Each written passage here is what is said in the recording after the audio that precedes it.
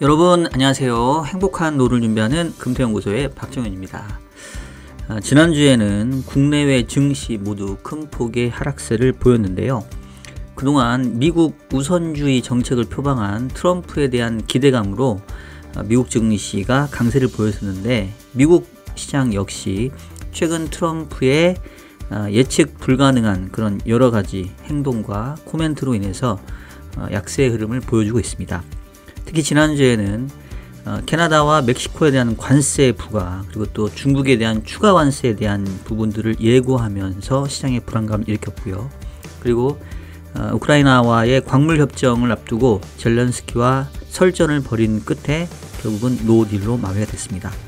자, 과연 트럼프 대통령이 궁극적으로 추구하는 것은 무엇인지, 그리고 최근의 일련의 상황들은 무엇을 의미하는 것인지 좀 더 자세하게 살펴보도록 하겠습니다. 자, 여러분 연휴의 마지막 날 어떻게 여유롭게 잘 지내고 계신지 모르겠습니다. 사실 최근에 계속 제가 이제 시황 관련된 얘기를 좀 하려고 했는데 뭔가 계속 일이 터지고 사건 사고가 막 발생을 해서 이거를 단순히 뭐 시황을 얘기할 만한 상황이 아닌 것 같아요. 계속 말씀드리다시피 좀 큰 그림을 우리가 보고 좀 이해를 해야 될 상황인 것 같고요.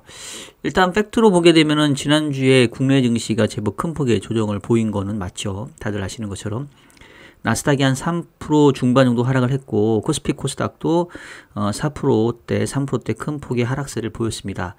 사실 트럼프가 1월 20일 날 공식 취임을 했었을 때만 하더라도 사실 그때가 이제 미국 시장으로는 이제 고점 부근이었네요.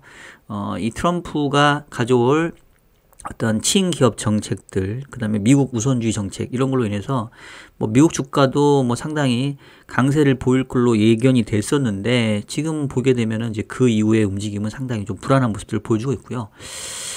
그래서 과연 이 트럼프의 최근에 일련의 어떤 그 행동과 말, 이런 것들을 이제 어떻게 좀 이해를 해야 될까, 그리고 향후에 이것이 어떤 걸 시사하고 있느냐라는 부분들에 대한 우리의 어떤 정리가 되지 않고서는 향후에 투자를 하는 게 상당히 쉽지는 않을 것 같아요. 그래서 제가 오늘 또 이슈 자료를 좀 준비를 해봤고요.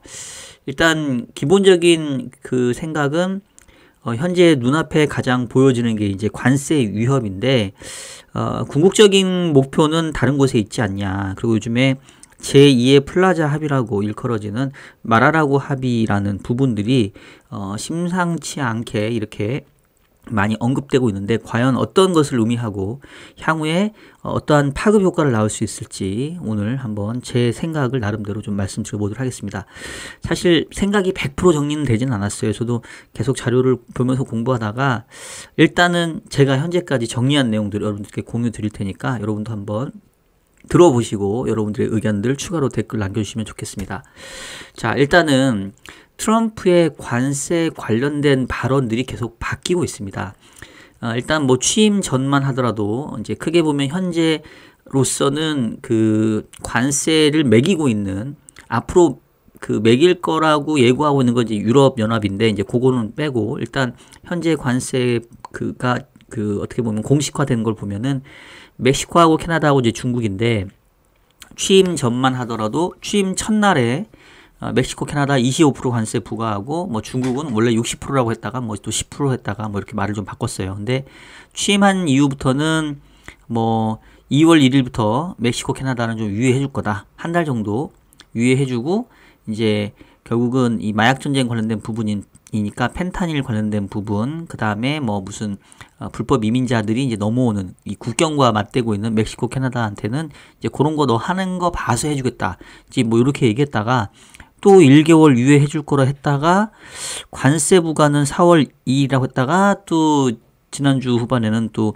예정대로 3월 4일 날 할 거다. 그러니까 뭐 어떻게 보면 상당히 좀 일관성이 없는 왔다 갔다 하는 것 같고, 중국도 원래 선거 이전에는 60% 부과한다고 했다가 처음에 10% 관세 부과 논의한다고 했다가 변환간 이제 갑자기 2월 27일 날에는 기존의 10% 플러스 10% 추가 관세할 거다. 뭐 이제 이렇게 상당히 좀 일관성 없는 모습들을 보여주고 있는데, 결국 이제 저는 이걸 보면서 뭘 느꼈냐면, 관세라고 하는 거는 어떤 목적과 목표를 이루기 위한 수단이기 때문에 이 자체가 목표가 될 수는 없겠죠. 그러니까 이제 계속 왔다 갔다 하는 거예요. 왜냐하면 관세를 이른바 지렛대 삼아서 정작 자기들이 하고자 하는 부분들을 압박하기 위해서 계속 이 관세에 대한 그 내용들은 달라질 수밖에 없다. 그러니까 시장도 이제 익숙해져야 된다는 얘기죠. 관세에 대해서 트럼프가 뭐 올린다고 했다가 내린다고 했다가 이런 부분에 대해서 일희일비할 필요가 없다라는 얘기입니다. 그래서 결국은 이 손가락이 아니라 이 손가락이 가리키는 달을 봐야 된다라는 건데, 그러면 이제 도대체 어떤 거를 봐야 되느냐. 그 다음에 두 번째는 그 지난주에 사실은 이거는 트럼프의 어떤 그 생각, 계획에는 없었던 것 같긴 한데, 어쨌든 간에 이번에 이 미국하고 우크라이나가 이른바 관세 광물 협정을 맺기로 했잖아요.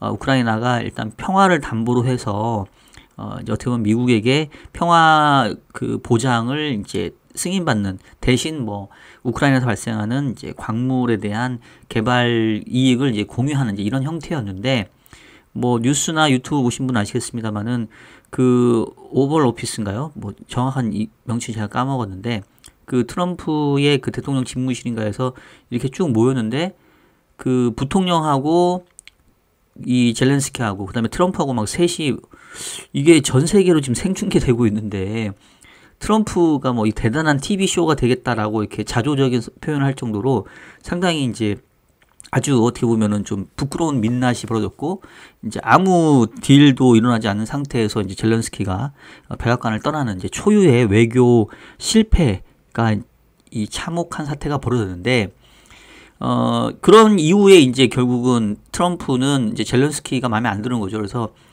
그 전쟁을 끝날 지도자가 필요하다.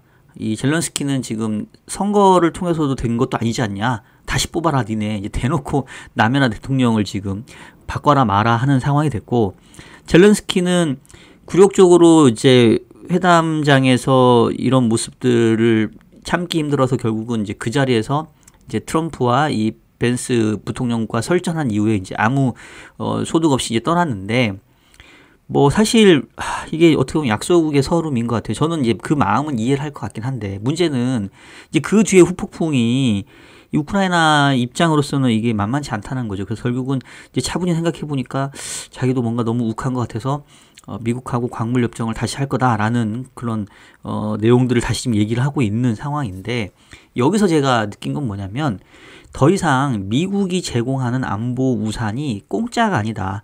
옛날에는 미국이 일종의 세계의 보안관 역할을 하면서 분쟁이 있는 곳에 미군을 주둔시키고 이러면서 세계 평화를 지켜주는 그런, 어떻게 보면은 이걸 뭐라고 해야 되나, 약간 히어로 같은 역할을 했다고 한다면, 트럼프 재임 기간에서의 이 미국의 안보는 일종의 서비스라는 거예요. 그러니까 이거를 공짜가 아니다. 니네 이거 우리 미국의 안보 서비스를 누리는 대가로 반드시 무언가를 내놔야 된다는 얘기예요. 그래서 이번에도 우크라이나하고 협상할 때도 그냥 심플하죠.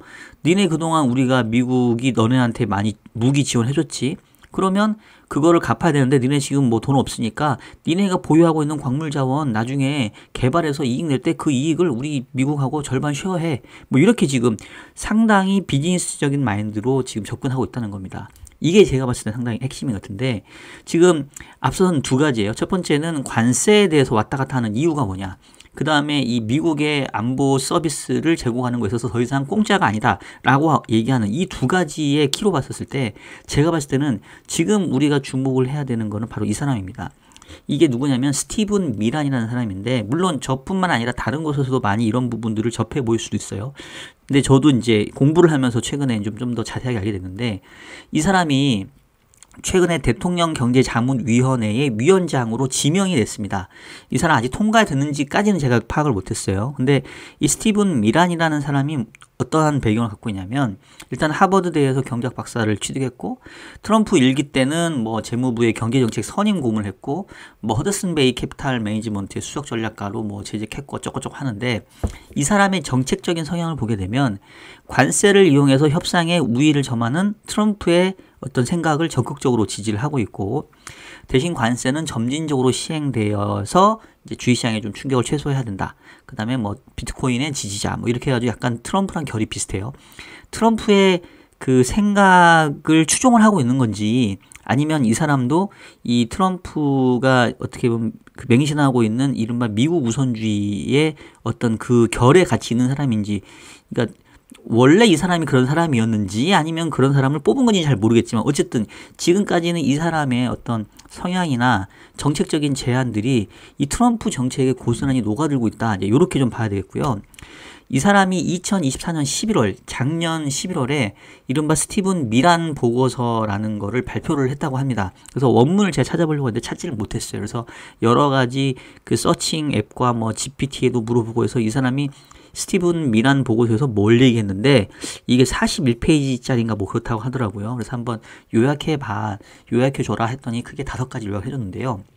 그 내용이 하나하나를 들어보면 지금 트럼프가 하고 있는 일련의 그 어떤 그 행동들을 우리가 이해할 수 있고 향후에 어떻게 할 건지도 좀 예상해 볼 수가 있어요. 그래서 제가 오늘 그 얘기 좀 하고 싶은 건데, 일단 첫 번째는 달러화 강세와 미국 경제의 문제점을 지적을 합니다.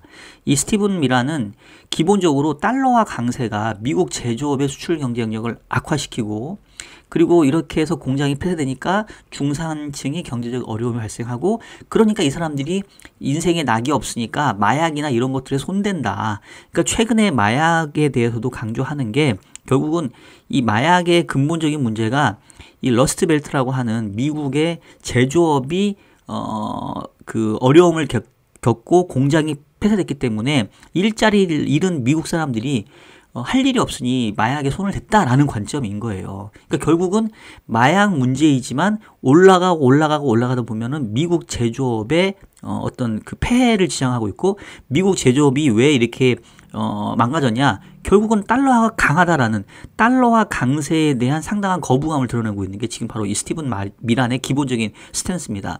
그 다음에 두 번째 얘기하는 게 트리핀 딜레마. 제가 이거는 지난주 영상에서 제가 쭉 길게 말씀을 드렸죠. 달러가 이 이른바 브레튼 우즈 체제로 가면서 옛날에 금본위가 달러 본위로 바뀌었단 말이에요. 그래서 달러를 바꾸려면 무조건 금을 보유하려면 달러를 내가 일단 다른 나라 입장에서는 자국 통화를 달러로 바꾼 다음에 그 달러로만 금을 교환할 수 있었죠. 이른바 금태환 1온스당 35달러에 달러를 가지고 있으면 금으로 교환할 수 있는 일종의 교환권이었단 말이에요. 그래서 세계 경제의 어떤 이른바 결제 시스템 상에서 이제는 금을 대신해서 달러 본위 세상이 됐는데, 이게 이제 계속 지속 가능하지 않았던 이유가 세계 경제가 커지면 커질수록 달러화가 더 많이 풀려야 되는데, 그러려면 필연적으로 미국은 달러를 많이 찍어내면서 그 달러화가 다른 나라로 흘러가는 과정에서 경상수지 적자와 국가부채의 증가를 동반할 수밖에 없다. 근데 이것들이 일정 임계점에 이르게 되면 달러라고 하는 것 자체에 대한 신뢰가 잃어버리기 때문에, 그러면 사람들은 더 이상 달러를 믿지 않고 다시 금으로 바꿔줘 라고 할 수 있기 때문에, 그러면 이 체제는 유지되기 어렵다. 그래서 결국은 브레튼 우즈 체제에 붕괴됐던 1971년도에 닉슨 쇼크라는 게 있었던 게 바로 이제 그 트리핀 딜레마에서 비롯된 거거든요. 그래서 결국은 그 뒤에도 1985년도에 있었던 플라자 합의 등등등도 뭐냐면, 결과론적으로 달러화가 기축통화로서의 역할을 하려면 이 경상수지 적자와 이 국가부채 적자, 재정적자라는 부분들이 일정 수준 관리가 돼야 된다는 얘기예요. 그러려면 결국은 현재로서는 이거를 해결할 수 있는 방법이 역시 또 강달러가 아닌 약한 달러로 가야 된다. 이제 이런 얘기인 거거든요. 그게 지금 여기와 지금 연관이 되는 겁니다. 그래서 달러가 기축통화로서 국제거래를 원활하게 하려면 그로 인해서 미국이 재정적자와 무역적자라는 쌍둥이 적자에 부담을 안게 되는데, 이 스티븐 미란은 이렇게 계속해서 가다가는 미국 경제에 큰 영향을 미치기 때문에 이거를 한 번씩 해결해줘야 된다는 얘기를 지금 하고 있는 거예요. 자, 그러면 이제 어떻게 할 건데, 달러화가 지금 이렇게 달러화 강세가 이렇게 미국 경제에 문제를 일으키고 있는데, 그럼 이거를 어떻게 해결할 거냐라고 했었을 때, 해결 방법으로 일단 이 미란은 미국이 동맹국을 포함해서 모든 교역 대상국에 최대 20% 관세를 부과해야 된다. 그래서 이를 통해서 무역 불균형을 시정하고 미국의 경제적 이익을 극대화한다. 즉, 여기서 왜 동맹국이 들어가냐면, 여기서 말하는 동맹국은 이른바 군사동맹국이에요. 흔히 말하는 나토 이런 국가들. 옛날에는 맹방이고 혈맹이었죠. 근데 얘네들에게조차도 관세를 매게 된다고 하는 거예요. 왜냐하면 미국이 결국은 이 쌍둥이 적자를 해결하려면 무역 적자를 줄여야 되는데, 이 미국의 우방국이라고 하는 나라들이 나중에 놓고 보니까 결국은 다 미국에게 빨대 꽂고 있더라. 얘네들한테 우리가 왜 동맹이라는 이유만으로 계속 그 무역 수지 적자를 가져가고 있냐. 관세를 매겨서라도 조정해야 된다. 이런 입장을 지금 미란 보고서를 통해서 했었던 얘기고, 이게 미란의 생각일 수도 있고 트럼프가 생각했던 거를 미란이 구체화시켜줄 수도 있는데, 어쨌든 지금 결이 같단 말이에요. 그러면서 네 번째를 보시면, 미란은 미국이 동맹국들에게 경제적 군사적 지원을 제공하면서 강달러와 무역 적자 등의 문제를 겪고 있다고 지적했다. 그래서 그는 관세를 협상 지렛대로 활용해서 동맹국들이 무역에서 더 공정한 역할을 하도록 유도해야 된다고 주장했다. 자, 아까 얘기했던 부연 설명이죠. 지금 동맹국, 뭐 유럽, EU도 그렇고 이런 서방 국가들에게 경제적으로도 그 다음에 군사적으로도 지원을 하고 있는데, 그 반대급부로 오히려 달러가 강하고 무역 적자의 문제를 겪고 있기 때문에 관세를 협상 지렛대로 삼아서, 즉 관세를 부과하는 위협을 통해서 동맹국들이 미국과 더 공정한 역할을 하도록 유도해야 된다. 그리고 결과적으로 이제 제안하는 거는 환율 쪽으로 이제 귀결되게 되는데, 미란은 관세 부과 이후에 달러화 강세를 예상하며 이를 조정하기 위해 마라라고 합의와 같은 다자간 통화 협정을 제안했다. 이는 1985년 플라자 합의를 모델화한 것으로 달러 가치를 인위적으로 조정해서 무역 파트너들과의 균형을 도모하려는 것이다. 자, 결국은 이 관세를 지렛대로 삼으면 관세가 부과되면 달러화가 강해질 거라는 부분에 대해서 이제 예상을 하고 있어요. 왜냐하면 관세 부과가 수입품 상승도 일으키고 또 어떤 경기에 대한 불안감을 조장하기 때문에 달러가 강세로 갈 거라는 거를 예상하고 있었어요, 이들도. 그래서 이거를 최소화시키고 조정하기 위해서 인위적으로 이 달러화 가치를 절하시키는 그런 조치들을 같이 취해야 된다. 그게 바로 1985년도에 있었던 플라자 합의가 그런 사태가 있었죠. 과거에 인위적으로 달러화 가치를 조정한 적이 몇 번 있었죠. 스미소니언 협정도 결국 그런 거고, 플라자 합의도 그렇고 인위적으로 달러화 가치를 절하시킨 거거든요. 근데 이제 이거는 이제 과거 일이고, 그때는 일부 국가였지만 지금은 다자간.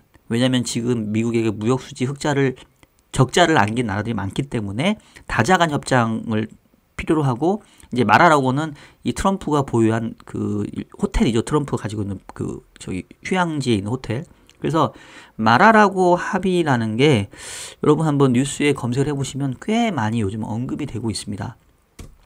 자, 이 얘기들을 이제 이 스티븐 미란이 이미 작년 11월 보고서에 담겼던 내용인데, 그 내용들을 다시 한번 좀 복기를 해보면 트럼프가 최근에 하고 있는 일련의 행동이 이제 이해가 되는 거죠. 관세를 막 쥐락펴락. 그 다음에 이제 EU라고 하는 동맹국가에게도 관세 위협 25% 하겠다라는 걸 얘기하고 있고, 그 다음에 이제 이 우크라이나한테도 어떻게 보면 본보기가 되고 있어요. 지금 우크라이나가 옛날 같았으면 무상으로 도와줬잖아요. 지금 사실은 기존의 그 바이든 대통령까지만 하더라도 우크라이나 무기 지원해주면서 뭐 보상과 대가를 바란 적이 없거든요. 근데 지금 트럼프는 전혀 다른 지금 접근 방식을 취하고 있는 거고, 아까 얘기했던 것처럼 결국은 미국 내의 미국 우선주의자의 생각은 이런 식으로 가다가는 미국이 언젠가는 기축통화국으로서의 지위를 잃을 수 있는 이른바 트리핀 포인트에 이를 수 있다. 그러니까 이제 그 전에 이르기 전에 빨리 이 미국의 무역 수지와 이 국가 부채 적자를 해결해야 된다라는 지금 생각을 갖고 있는 거고요.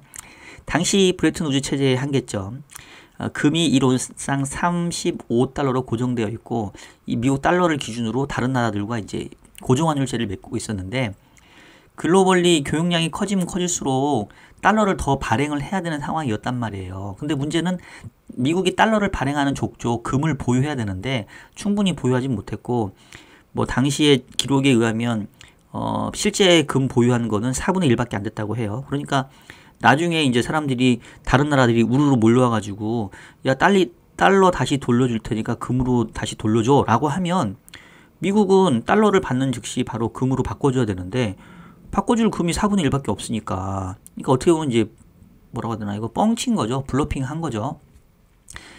그래서 결과적으로는 거래가 늘어나기 위해서는 달러가 많이 풀려야 되는데, 그러려면 달러가 경상수지 적자를 가져가야 되고, 그렇게 되면은 달러 가치가 오히려 하락할 수 있고, 그러면서 기축통화에 대한 신뢰도가 저하게 되면 결국은 달러의 기축통화 체제가 붕괴될 수밖에 없다.